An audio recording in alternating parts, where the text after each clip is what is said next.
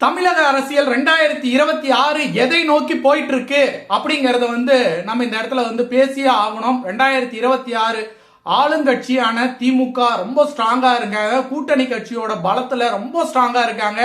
அதிமுக பாரதிய ஜனதா கூட்டணியோட ஸ்ட்ராங்கா இருக்காங்க. இந்த பக்கம் பாத்தீங்க அப்படின்னா பாமக என்ன பண்ணுங்கிற கொஸ்டின் மார்க் இருக்கு. தேமுதிக ஜனவரியில மாநாடு வைக்கிறாங்க, அது என்னங்கிறது கொஸ்டின் மார்க்கா இருக்கு.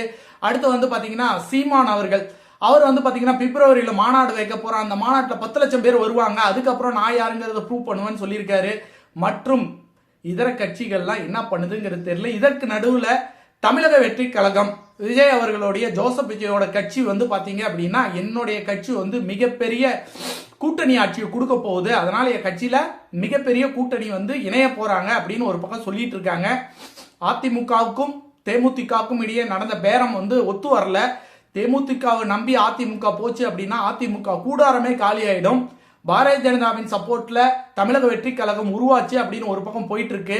அதே மாதிரி தமிழக வெற்றி கழகம் காங்கிரஸோட இணைஞ்சு ஒரு பக்கம் கூட்டணியை உருவாக்குங்கிற மாதிரி ஒரு பக்கம் பேச்சு அடிபட்டு இருக்கு. இது எது நடந்தாலும் சரிங்க, களத்துல தமிழக வெற்றி கழகம் அரசியல் செய்யல, வெறும் மாநாடு பேச்சு, அதுவும் 1 மணி நேரம் பேச்சு, அதுவும் இல்லாமல் பாத்தீங்கன்னா ஒரு மீடியாவை இதுவரைக்கும் சந்திக்காத ஒரு கட்சி, இதெல்லாம் அரசியலுக்கு செல்லுபடி ஆகுமா செல்லுபடி ஆகாதான் தெரியல. ஆனா எனக்கு தெரிஞ்சு விஜய் ரசிகர்கள் விஜய்க்கு கண்டிப்பா ஓட்டு போடுவாங்க.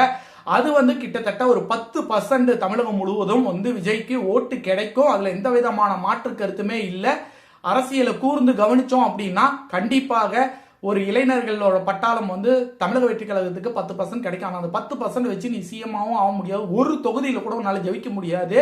ஜோசப் விஜய்க்கு இன்னும் நாட்கள் இருக்கு. அவர் களத்துல இறங்கினாருன்னா அவருடைய பர்சன்டேஜ் இன்க்ரீஸ் ஆகும். திமுகவுக்கு வாய்ப்பு அதிகம்.